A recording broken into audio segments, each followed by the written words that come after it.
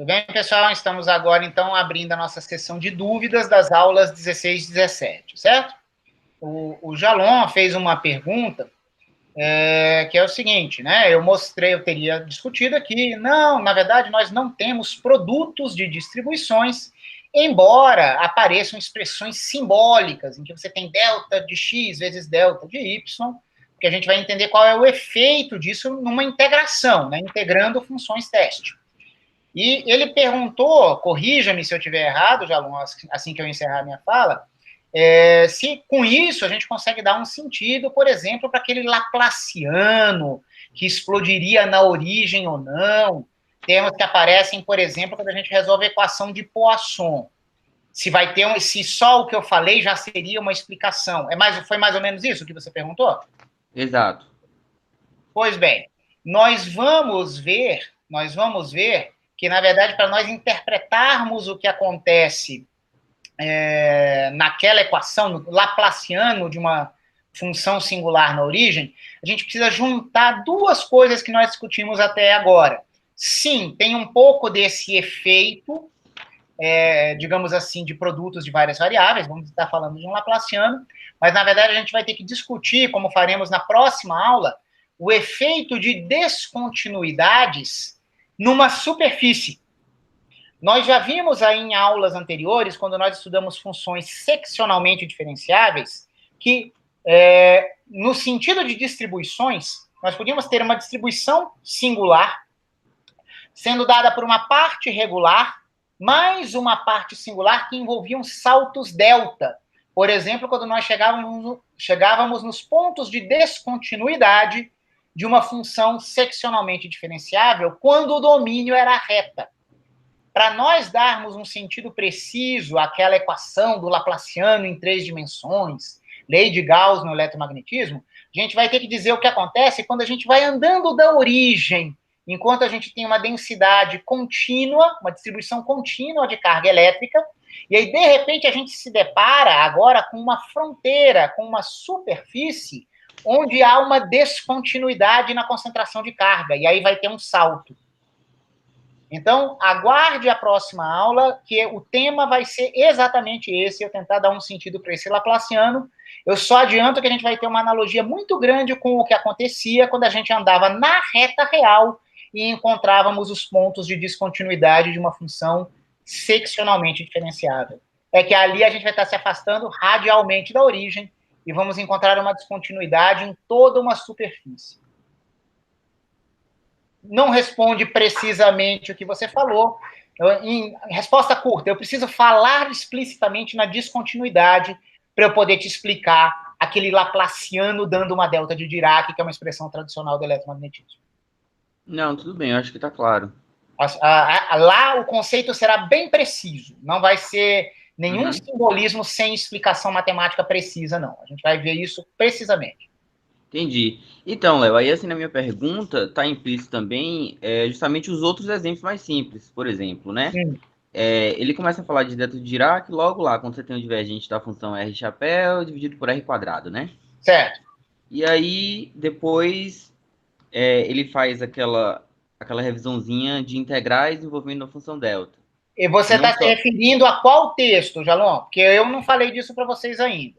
Então, aí assim, aí ele usa isso no texto de elétron, né? Mas, na verdade, em quântica a gente usa o tempo todo, integral envolvendo a delta de Dirac. E a Certo. minha pergunta é assim, algumas vamos dizer assim, justificativas, entre aspas, que o Griffiths usa para a gente entender como que essa função se comporta, ou a distribuição no caso, né?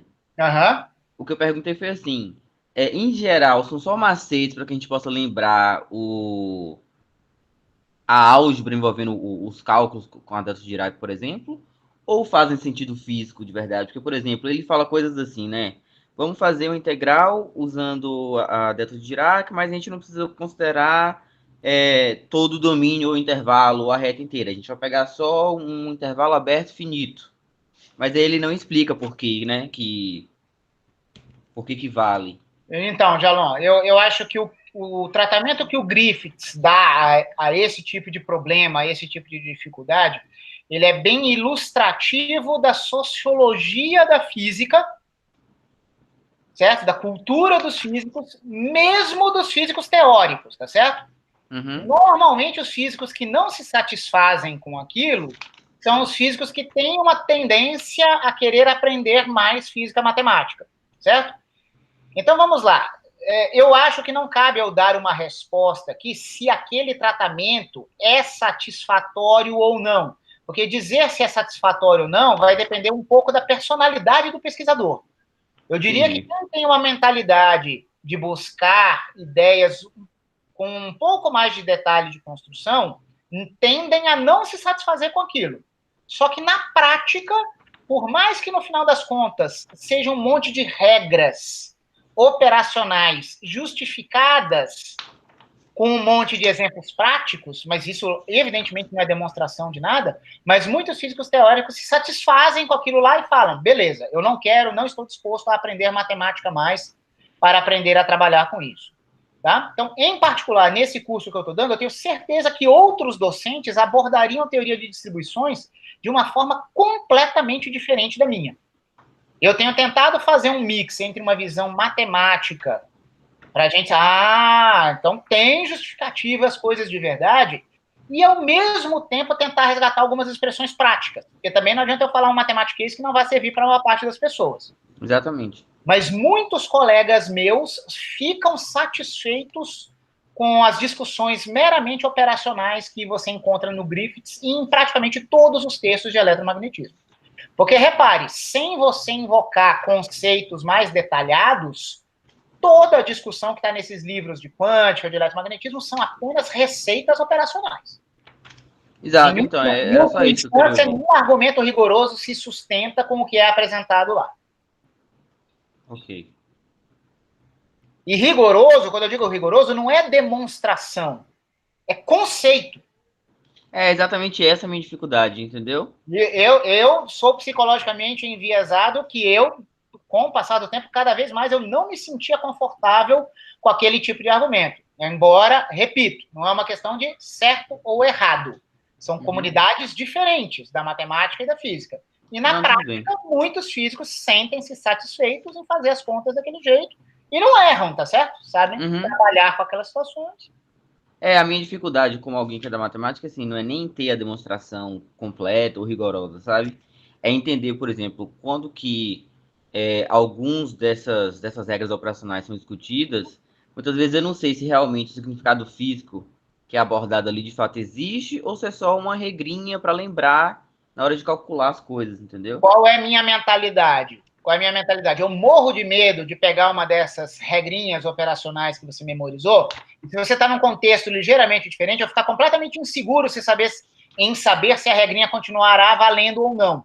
Exatamente. Então, repito, a demonstração rigorosa, técnica precisa, com todos os passos, desigualdades, um problema de análise, não é central para um físico. Mas saber o conceito, eu e outras pessoas consideramos essencial. Então, é isso que eu tenho tentado fazer em todos os meus cursos. Pode parecer muito abstrato, mas, na verdade, eu não estou fazendo todas as demonstrações abstratas, mas o conceito eu tento deixar claro, entende? Então, foi esse o meu objetivo, por exemplo, para falar hoje de densidades curvilíneas de Dirac, densidades superficiais de Dirac. Na sua prática, tudo bem, você pode enfiar umas deltas na sua integral tridimensional e sair o resultado correto, mas você precisa saber que efetivamente a definição é uma integral de linha, no caso da curvilínea, é uma distribuição superficial, certo? No outro caso, o conceito é importante. E saber que delta de x vezes delta de y vezes delta de z não é produto de distribuições. É uma regra mnemônica que, integrada, ela só efetiva um produto tensorial de distribuições. Não é um produto que não seja tensorial. Outras dúvidas, pessoal? Por favor.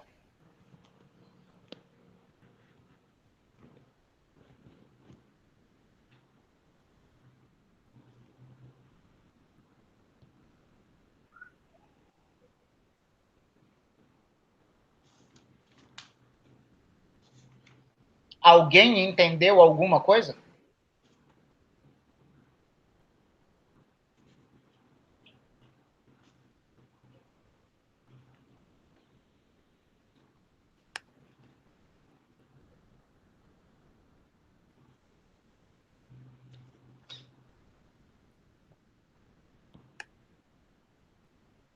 Comentários? Ô, Léo. Críticas? Pois não, Matheus? Na verdade, é só um comentário. É só para dizer que eu achei que nesse finalzinho, um pouquinho, eu acho que ficou um pouquinho mais não obscuro, mas um pouquinho mais não tão rígido, sabe? Esse finalzinho. Não sei se isso é uma coisa normal de todos os livros, assim. Eu não gostei de como eu tratei no final. Eu vou pensar em exemplos mais explícitos para mostrar para vocês. Foi muito rápido e foi muito incompleto, Matheus.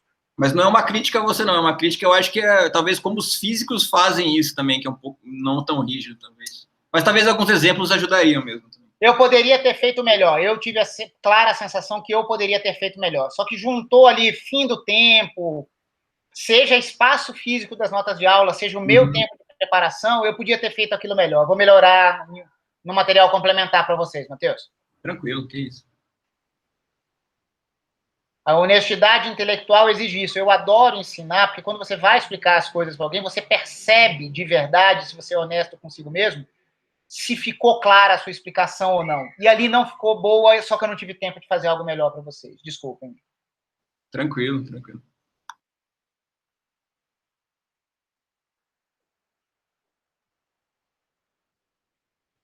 Foquem na ideia, certo?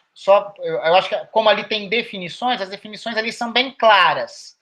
Só a conexão com o caso tridimensional e as Diracs, superficial e curvilínea, filtrando, que eu preciso trabalhar melhor para vocês. Mas os conceitos são claros, certo? Ali, das definições. Integral de linha da função teste, no caso curvilíneo. Integral de superfície da função teste, no caso superficial. Isso é bem claro, certo? A conexão com a prática da física que não foi boa. Ali a matemática foi boa e a física operacional não foi boa. Tá?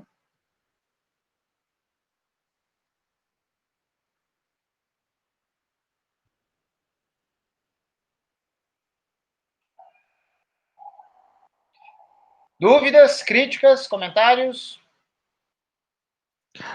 Léo, uma dúvida que eu fiquei nas notas de aula Pois não, foi na página 7, naquela pseudo-multiplicação de deltas, quando você fez delta x menos x' e considerou o caso que você teria um zero multiplicando dois infinitos. Certo. A minha pergunta é, como você lidaria com esse caso mesmo, matematicamente, por exemplo, nesse caso aí de x diferente de x', y igual a y', z igual a z'? Na verdade, Daniel, matematicamente é a coisa mais fácil do mundo. Porque se você for pensar assim, puxando para matemática e não para física, o que eu quero dizer com isso? Quem gosta de escrever delta de x como um núcleo de integração, isso é físico, tá? A gente vê essas expressões em livros de matemática também, para passar alguma intuição, mas em qualquer momento em que você tenha dúvida, você volta para a abstração da delta de Dirac como uma distribuição que engole funções teste, tá bom? Então, ó, o que eu quero dizer com isso? Você não teria nenhuma dúvida que, se você tiver num pequeno volume que não engloba o ponto de filtragem, você deveria ter zero. Por quê? Porque a definição... Deixa eu voltar aqui. Deixa eu pegar a delta tridimensional. Depois eu volto lá para a página 7. Tá muito atrás. Tá aqui, ó. É isso, ó. Eu pego uma função teste e, efetivamente, o que é a definição de uma delta de Dirac aqui, tridimensional, engolindo funções teste que cospem complexos a partir do R3, é pegar a sua imagem na origem. Tá bom? Então, ali, aquela expressão que a gente estava vendo é: se eu só pego caras na origem e eu sei que eu não estou na origem,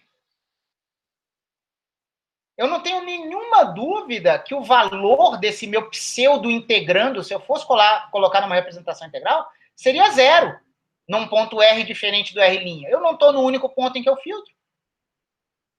Entendi. Certo? O que eu quis dizer, e talvez eu não tenha sido claro aqui, é que a gente acha, não, eu sou físico, eu não quero tanta matemática. Deixa, eu sei que não existe função delta de verdade, delta de x, mas deixa eu escrever isso aqui e deixa eu pensar que essas coisas são zero fora do ponto de referência e infinito no ponto de referência, porque eu estou confortável com isso, eu vou filtrar naquele ponto.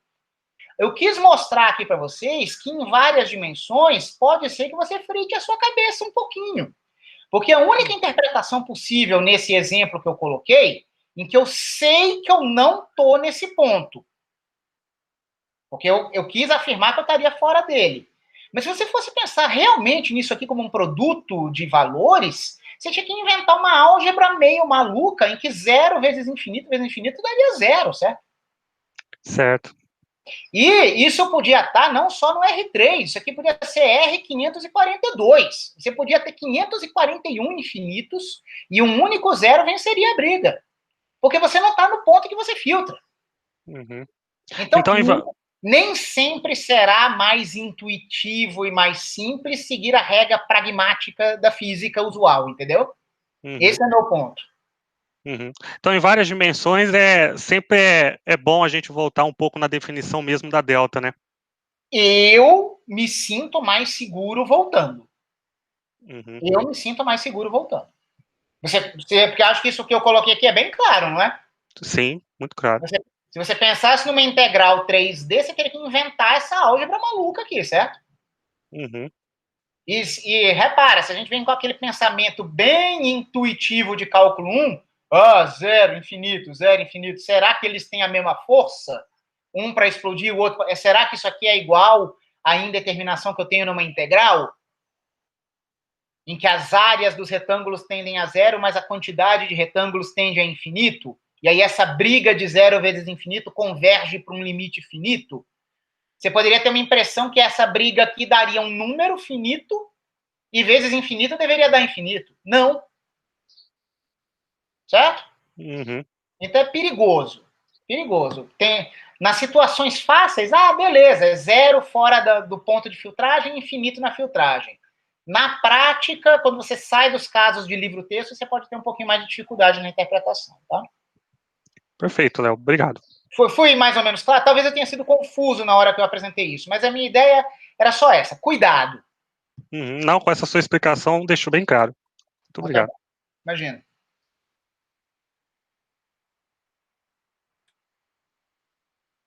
Como eu estava comentando, né, com o Jalon, e o Jalon estava criticando, regrinhas são ótimas nos casos usuais. E se você vai para qualquer caso que foge de onde você aprendeu a regrinha e onde a regrinha funciona? Quebra suas pernas, certo? Essa é a mensagem. O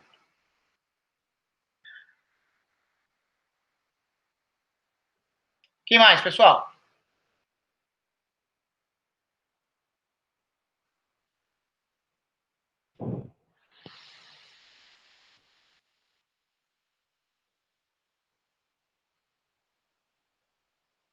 Pessoal, alguém se sente incomodado com a gravação das dúvidas? Talvez daqui a pouco eu pare a gravação, porque eu não parei para pensar, pode ter esse efeito contrário, certo? Eu sei que o lance da imagem e da fala ficarem eternizadas, isso pode inibir algumas dúvidas, tá? Então vamos fazer assim, alguém mais tem alguma dúvida que acredita que pode falar aqui sem constrangimentos? E se passar um tempinho sem ninguém tiver dúvidas, eu vou encerrar a gravação e ainda continuar ouvindo dúvidas, tá bom? Léo, com licença? Tá ouvindo? Quem fala agora é o Luca. Oi, Luca. Isso. Oi, tudo bem? Tudo bom? Naquele exemplo da delta tridimensional, eu lembrei de um caso que eu tinha ficado um pouco confuso em eletromagnetismo, quando você determina o potencial de uma carga pontual, né? Sim. Lá você tem que determinar o potencial retardado, só que você tem que determinar a distribuição de carga no tempo retardado. Sim. Então, o que ele faz? Ele multiplica por uma delta temporal, que vai ser um t menos um t', por exemplo. Que é o tempo de propagação do sinal. Isso, exatamente. E daí ele integra no tempo. E eu fiquei um pouco confuso, né, com o significado, que a gente sempre pensa uma delta espacial, mas é uma delta temporal. Mas você poderia pensar, por exemplo, digamos assim, no R4, né? Que você teria... Sem dúvida, Luca. Esse é o contexto, pensar no R4. Entendi. Isso mesmo. Que eu não... Em qualquer problema de consideração relativística, ou, na verdade, com preocupações com causalidade, você vai estar na situação mais simples que a gente imagina no R4, certo? Uhum. Entendi. E o livro, pessoal, que eu considero o mais central, o mais legal para todo esse nosso curso, está lá nas nossas referências. Deixa eu abrir aqui, acho que eu estou apresentando, todos vocês devem estar vendo, certo? Nós temos lá as referências bibliográficas do curso, eu vou atualizando isso sempre que eu tiver outras referências que sejam convenientes para a etapa do curso que a gente tiver, mas este livro aqui, pessoal, é fantástico. Eu adoro o livro do Apple, certo? Então, em particular, no primeiro capítulo dele de distribuições, ele tem 2 capítulos sobre distribuições, ele discute também deltas no espaço de Minkowski, no R4, deltas temporais, exatamente como você perguntou agora, Luca. Tá bom? Ele é um livro muito elegante, eu realmente gosto muito dele para os temas que a gente está discutindo nesse curso. Não posso ficar só nele sempre, mas ele tem, em particular, esse tema aí que você perguntou. Beleza, vou dar uma olhada. Obrigado. Beleza.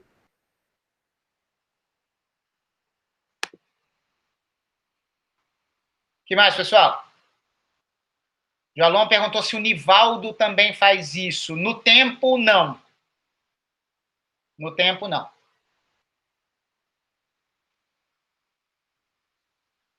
O Nivaldo é excelente, ele é um físico, certo? Mas tem alguns problemas físicos interessantes que o Walter Appel faz e o Nivaldo não faz. O livro do Nivaldo é excelente também. Excelente.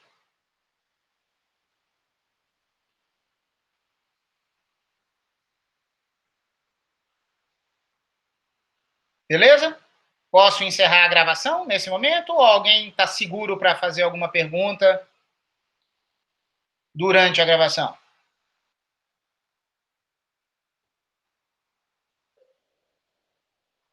Bom, vou encerrar a gravação e vou ver se tem alguém um pouco mais tímido que ainda queira perguntar alguma coisa, tá bom?